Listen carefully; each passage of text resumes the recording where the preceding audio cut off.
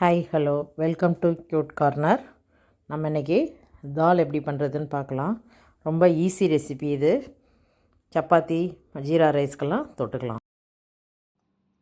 நம்ம இன்றைக்கி தால் பண்ண போகிறோம். தாலுக்கு பைத்தம்பருப்பை ஒரு 150 to 200 grams பைத்தம்பருப்பை கழுவிட்டு சும்மா அப்படியே வாஷ் பண்ணிட்டு அப்படியே வச்சுருக்கேன். அதில் நம்ம இப்போ மஞ்சத்தூள் போட்டுக்கலாம். மஞ்சத்தூள் ஒரு 1.5 ஸ்பூன் போட்டுக்கலாம்.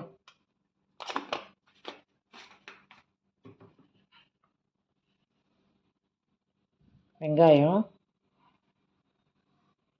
ஒரு வெங்காயத்தை கட் பண்ணி அப்படியே போட்டிருக்கேன். நல்லா பொடுசாக கட் பண்ணி போட்டுப்போம். தக்காளி ஒரு தக்காளி எடுத்துருக்கோம், அதையும் கட் பண்ணி அதிலே போட்டுருவோம்.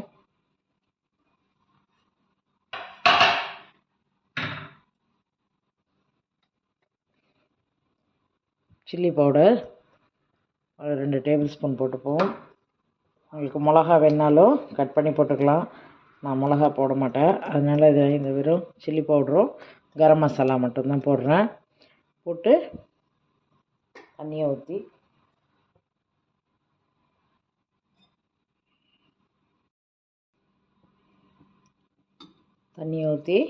நம்ம ஒரு 5-6 சவுண்டு வைப்போம். விசில் வச்சுட்டு அப்புறம் எடுத்து கொதிக்க வைக்கலாம்.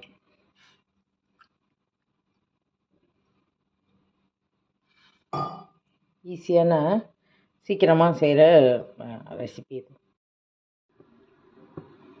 நம்ம ஒரு கடாயில் ஒரு 2 டேபிள் ஸ்பூன் எண்ணெய் ஊற்றிருக்கோம்.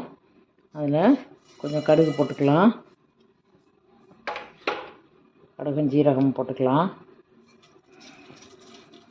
பைத்தம்பருப்பு யூஸ் பண்ணதுனால நம்ம கொஞ்சம் ஜீரகம் போட்டுக்கலாம், நல்லது, அதனால் போட்டுக்கலாம். கேஸ்ட்ரிக் ப்ராப்ளம் இருக்காது, அதனால் நம்ம அதை போட்டிருக்கோம்.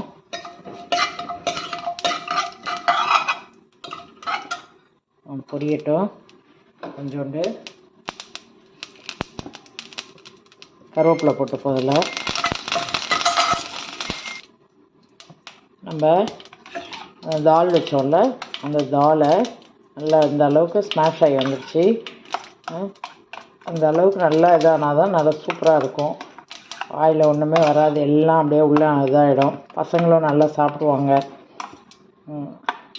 இதை அப்படியே இப்போ இதில் போடலாம். போட்டு நம்மளுக்கு தண்ணி எவ்வளோ வேணுமோ அதை போட்டுக்கலாம். தால் ஜீரா ரைஸ்க்கு சாப்பிட்லாம், சப்பாத்திக்கு தொட்டுக்கலாம், தோசைக்கெல்லாம் கூட நல்லாயிருக்கும். தோசைக்கு தொட்டுக்கலாம்.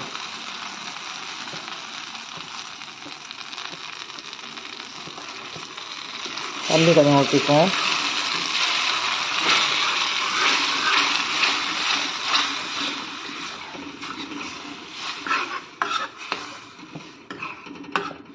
இந்த அளவுக்கு தண்ணி ஊற்றிப்போம். ஒரு 5லேருந்து ஒரு 10 நிமிஷம் கொதிக்கலாம். கொதிச்சுட்டு எடுத்துடலாம்.